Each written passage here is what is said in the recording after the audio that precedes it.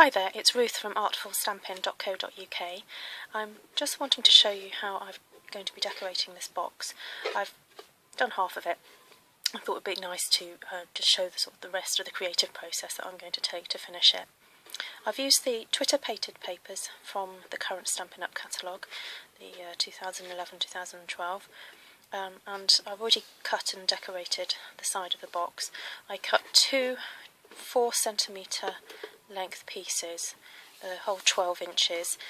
The one 12-inch strip didn't reach the whole length, so I've had to add a little extra bit and try to do it so that the join is not too obvious. Then I've used the cherry cobbler scallop polka dot ribbon, and then I've sponged with the soft suede ink pad. Just sponge the edges to give it that sort of antique-y, slightly aged look. I've then cut a piece of paper to fit the top, and that's the piece that you're going to see me decorate now. I've already inked some of the flowers. I've used the paper flowers, the plain ones. They come white, and you can decorate them yourselves. And literally all I did was got the ink pad and popped it onto the ink pad and rubbed it. And then after that I got a sponge and sponged it, and then with the splat stamp, well, I call them splats because they look like splats, from the French foliage stamp set, I've just gone over it to age it a little bit more with the cherry cobbler. Then I've cut out various bits and pieces. These leaves are the the leaf from French foliage, and I've stamped it onto some patterned paper and then cut them out. I just like the extra texture of the pattern of the paper first with the leaf on top of it. Then I've cut out with the beautiful new butterfly stamp. This was one of the, butterfly punch. This is one of the punches that I had to have as soon as the new catalogue came out. I do love butterfly punches, and I particularly like this one. And I've just done some little butterflies with the butterfly Sidslits emboss slits die. Some little swirls and scribbles there. Some leaves from the bird punch, and these are roses made from the scallop circle punch that I've then cut a swirl into and then twirled them around and then glued them, and then I've just popped a little pearl inside there for an extra bit of special, just a bit of extra specialness really. Right, so we're about to start sticking them all down. I'm going to put the leaves, some of these leaves underneath. So I've got my trusty hot glue gun here, and I don't put a lot, just enough to hold it down. And I just quite like it when the leaves stand up a little bit of away from the paper, like real leaves would. And sometimes what I do is, it's slightly flat, this one, just give it a bit of a fold, just to give it a bit of shape, to make them look slightly more realistic. Just do these ones as well. I think, oh, that one's been done. I'll do this one. There we go. I'll put this leaf here. And I want to sort of create a slightly natural looking design, so that's going to go there in a second. I'll just pop a few more here.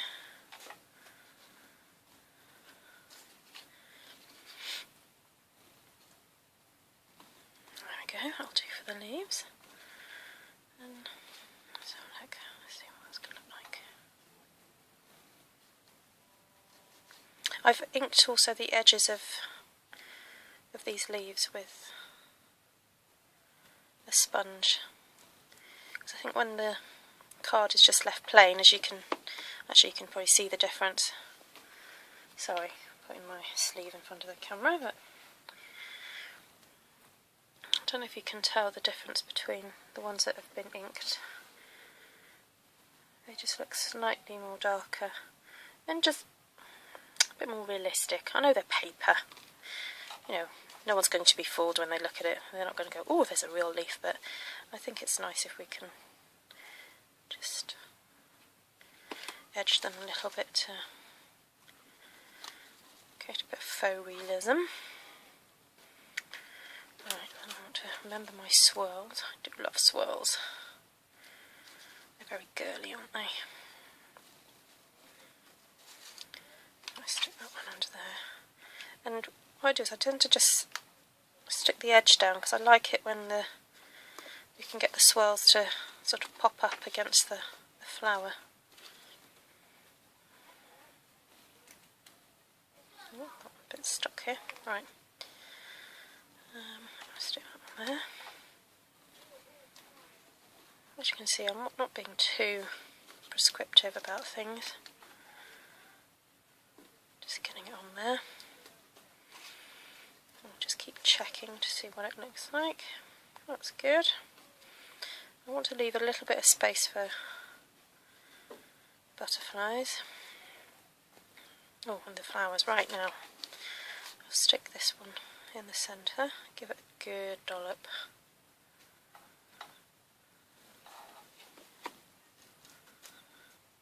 Okay. I actually want the flowers to come up a little bit. There we go. Right. Oh, I'm attached. I'm trying to look for my extra glue stick. Excuse me, I'll find one. There we go, got it. It's running out of glue. Right, then with the next lot of flowers, I think I might like it. Oh, I thought I'd stuck that down. Never mind. Let's stick this down now.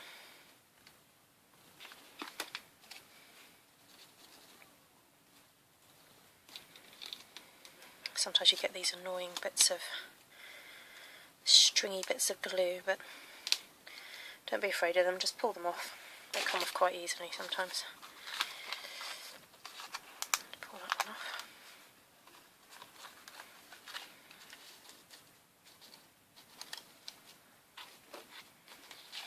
Right, where's the next one?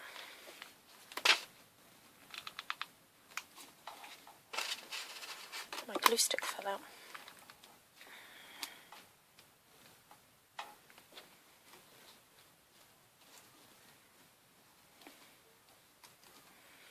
I caught that petal there, but I don't think it matters that much. I want to just go for lots of lovely textures and detail.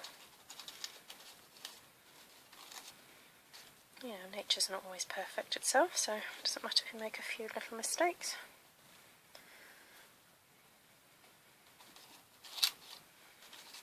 Just pull that over. Right, where do I put this one?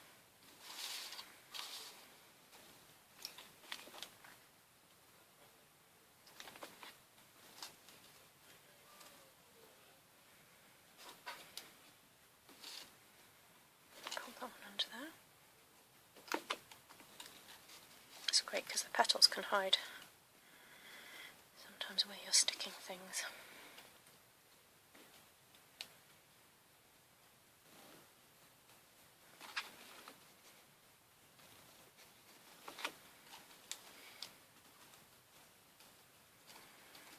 Right, getting there.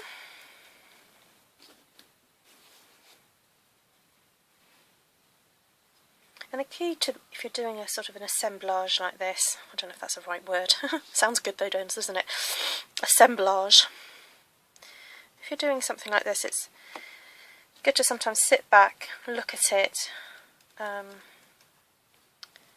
if it doesn't look quite right, maybe just keep adding a little bit more detail, inking, because sometimes all it takes is a little bit of ink to make the difference. I think if I just left the edge of this blue circle plain, then it would have a very different look about it. Right, we're nearly there, nearly ready to do the butterflies. Now I'm not sure if I'm going to use all of these. I've done a few.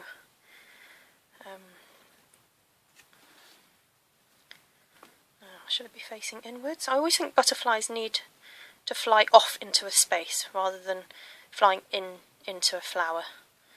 But yeah, I don't always stick to that rule, but try try that one flying off there.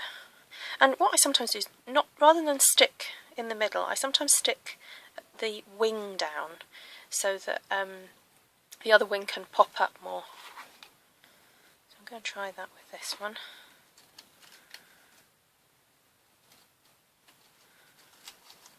Maybe there we go, like that. I've got to remember, I suppose it's going to be looked at from all angles, so rather than working at it from one angle, I should turn it around and just keep looking at it from all sorts of angles and making sure it works. Oh, how about I like the idea of a little butterfly resting on a flower. Let's see if I can get a small enough, oh, I'm attached again, blob of glue there. I find sometimes twirling the glue around helps to get rid of the stringy bits. I think that's working. And once if you're using hot glue, once you've got something in place, it's best just to leave it to cool down, because it's when it's cooled that it's actually at its strongest. Right. I don't want a butterfly flying into a butterfly. That's one of my rules. You can't have things flying towards each other.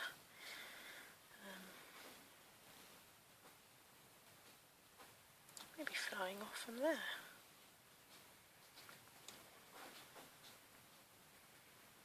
A little pale pink thing here. I'll pop that in that corner there. Get it into there. Get my pinky in there. Hold it now.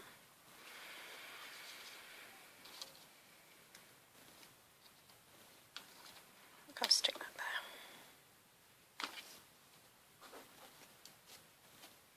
Then we'll list these lovely little butterflies. I've popped one of the smaller sticky pearls into the centre. Again, just to give it a little bit more luxury.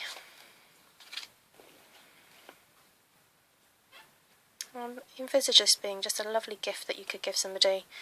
Not only you could put something in the box to give them, but the box itself is a lovely gift and would look lovely on someone's mantelpiece or dressing table. Now this butterfly, I think I'm going to stick it onto the end of that swirl so that it can almost look like it's flying off. I've got one more. Doesn't mean I have to use it, but oh, I think that will look nice there.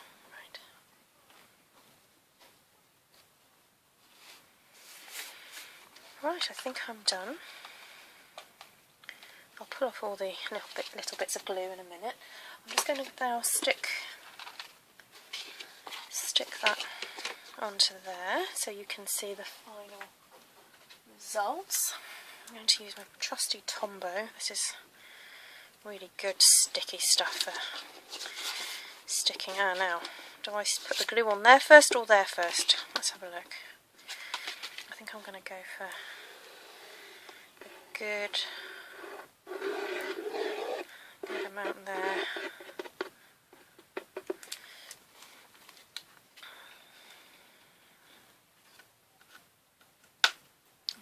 Just a little blob of glue on the side there. See, I'm showing you the creative process, warts and all, okay? This will be no editing. What you see is what you get from me. I always say to people, you've got about 5 seconds with Tombow. You've got 5 seconds to hold it down for it to be really solid. So if you make a mistake, you've got a few seconds to lift it back up and try again.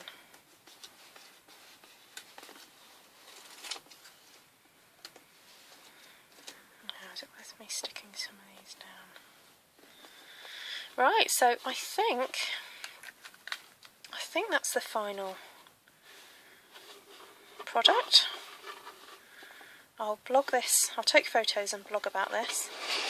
Now let's line up the joins. and I'll put a list of all the products I've used, and hope you enjoyed it. Thank you very much for watching.